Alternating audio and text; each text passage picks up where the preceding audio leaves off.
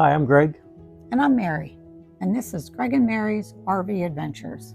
If you're new to the channel, thanks for joining us. And if you've seen our videos in the past and back again, we really appreciate it. Hey, this video is going to be different than the other videos we've posted. There will be no campground reviews there in this video. What we're going to do today is just talk about how we enter a campground, how we set up, some tasks we perform while we're at the campsite, and how we break down and leave the campground. So I hope you enjoy it. If you have any tips or if you see any mistakes we're doing, please let us know. That's the only way we're going to learn. Thanks again. Enjoy the video.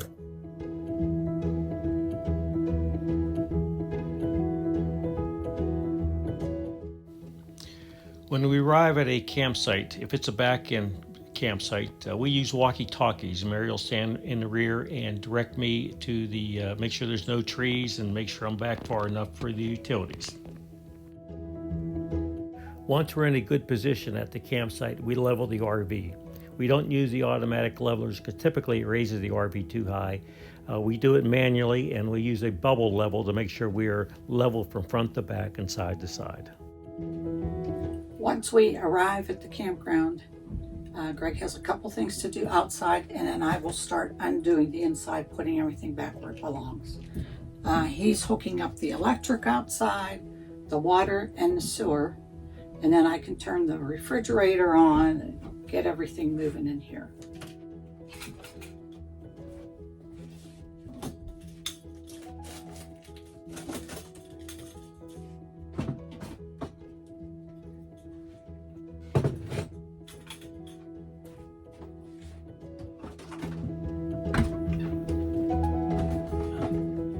I always connect the electric first because of the refrigerator.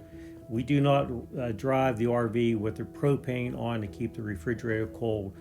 We shut the refrigerator completely down, and as soon as I get the electric hooked up, I'll let Mary know, and she'll turn the refrigerator back on.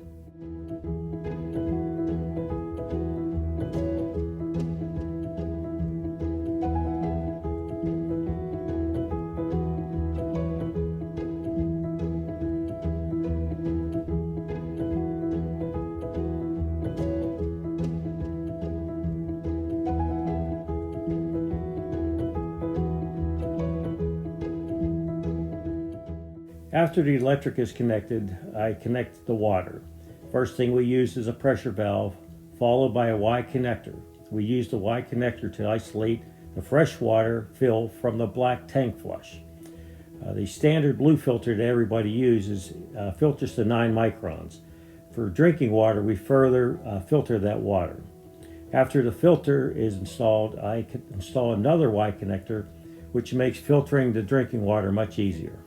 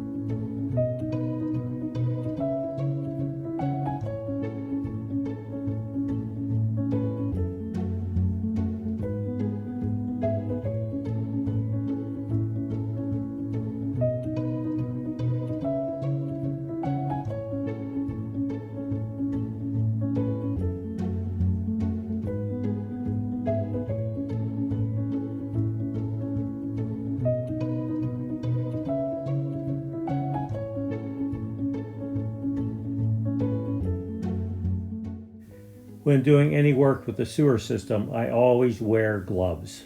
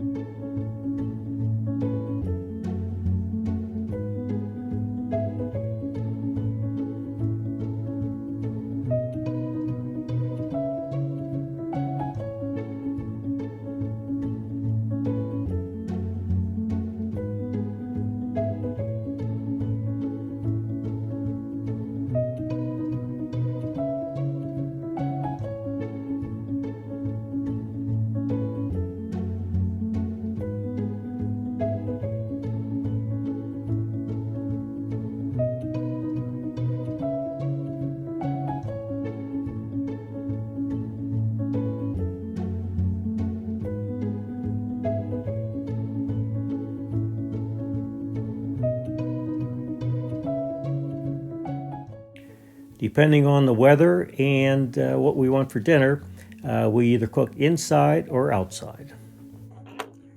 Well, the burgers arrived and I'm going to put them on now. We put tin foil on top of the grill, so it makes it easier for us to clean up. All we do is pick up the tin foil and throw it away. There's one, and there's the second one. So I'll close it up and let them cook for a while, and I'll flip them.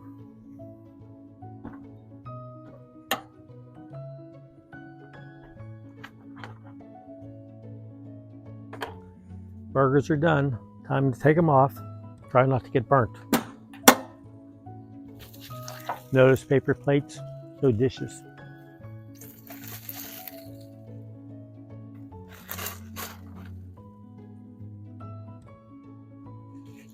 Yeah, turn the heat off.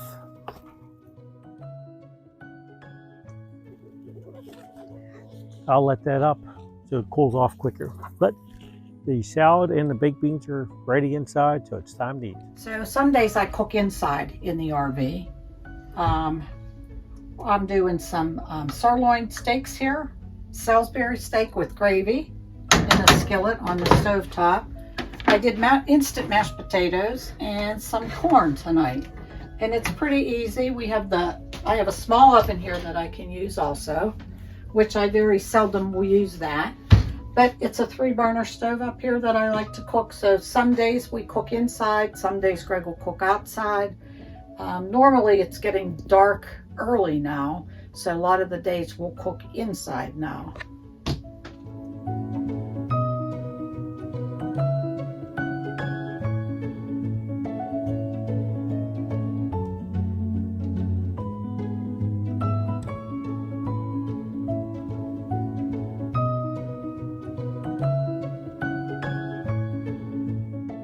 Like anywhere, we'd have dirty laundry.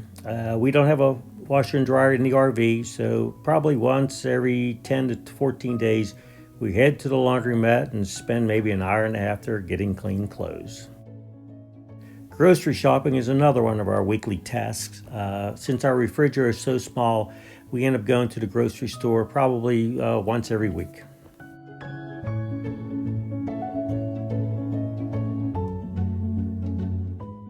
As I mentioned earlier in the video, the blue filter only filters down to 9 microns. We install a inline 0.5 filter, and we filter 3 gallons of water at a time. We typically use probably 1 gallon of drinking water a day, so I end up doing filtering every 3 or 4 days.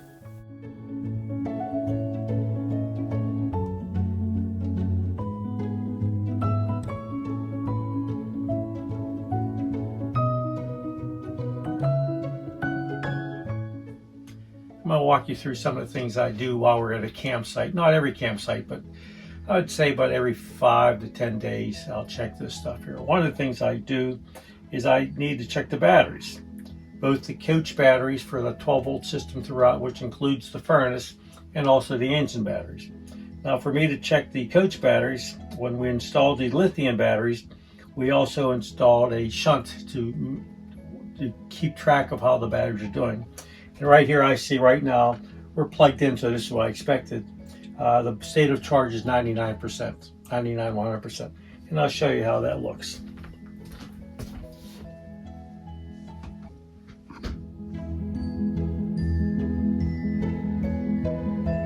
Walk up front, use my handy dandy key to open up the front grille.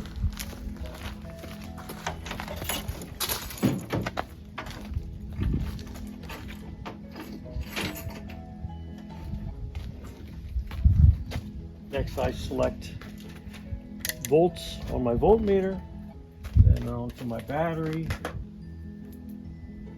Put the positive lead and the negative lead on. And I read, we're at 12.03 volts right now. It's been cold, it has an effect. I'll probably run the RV a little bit today to charge the battery, make sure they're okay when we leave on Saturday. Thank you. That's it for the batteries.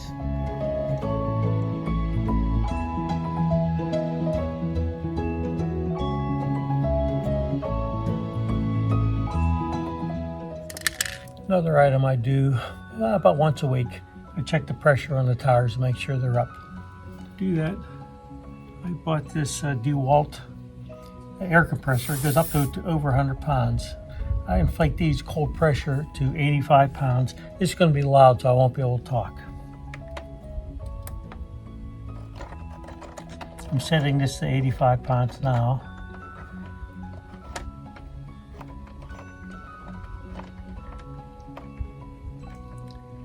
There we are, 85 pounds, and I'm going to hit go.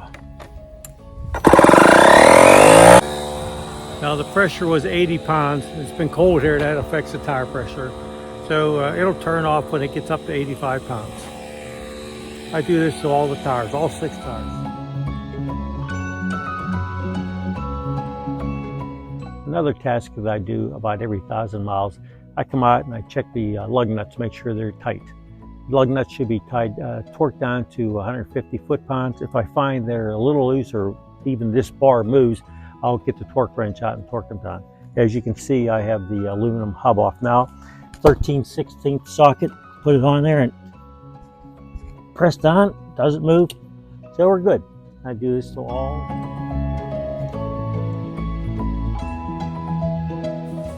So it's not all fun and games in the RV. Today is cleaning day. I have my Windex and my pledge ready. There's a lot of places that need dusted and cleaned. The floor needs swept up and cleaned. So that's my job today. Craig will take care of the outside. I kind of do the inside.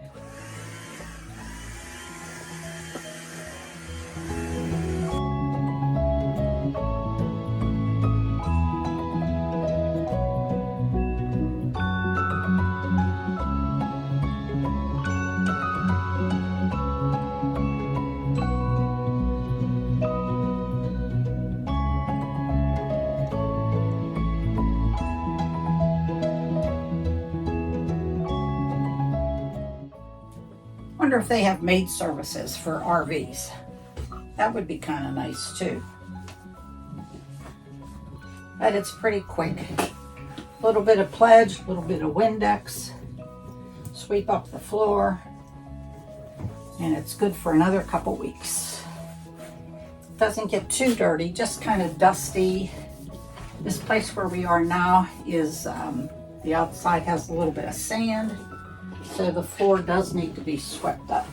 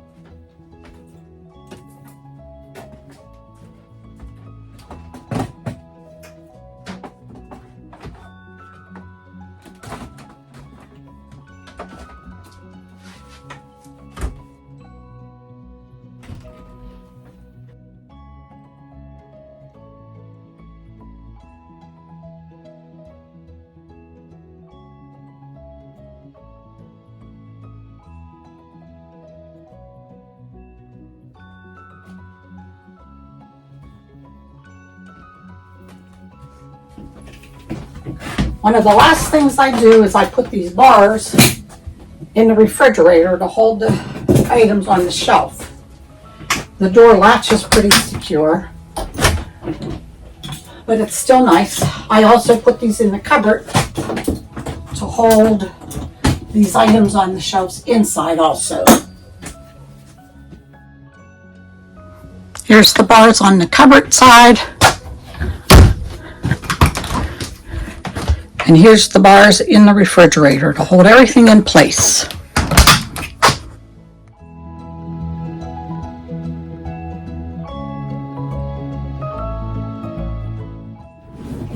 Once I'm done getting this area done, then I go back to the bedroom and the bathroom and do the same there. And we're ready to roll. While Mary's prepping the inside for travel, I'm prepping the outside. I disconnect the sewer first, followed by the water, and last electric. So the RV is ready to go. The slides are in, all the loose items are put away, and we're ready to go.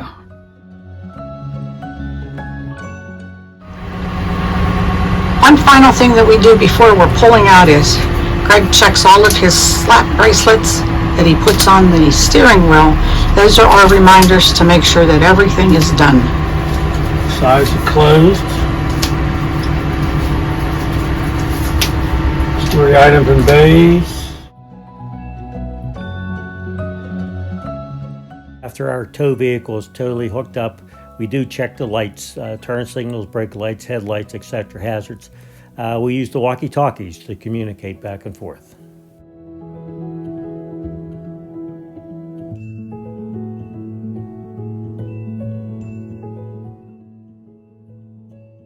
And 24 Farmer's Almanac Tip of the Week.